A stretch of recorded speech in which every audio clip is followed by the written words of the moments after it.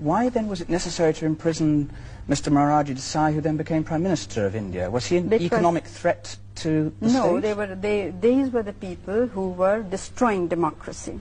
Destroying democracy? Destroying democracy. How?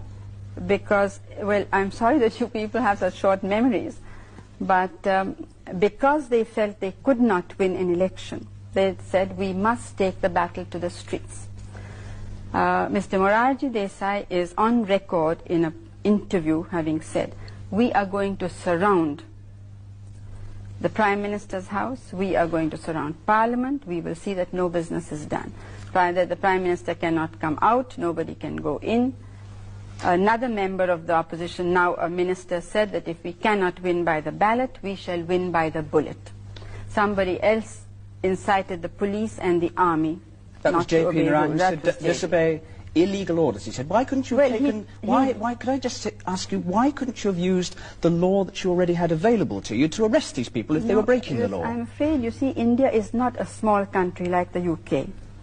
It is a very big country and very complex problems. And in the whole country, they had created an atmosphere of extreme indiscipline, so that somebody like Mr. Galbraith said it seems to be a functioning anarchy, but it was not functioning, it was becoming an non-functioning anarchy. And at that moment, if we had not stopped it, India would not have survived.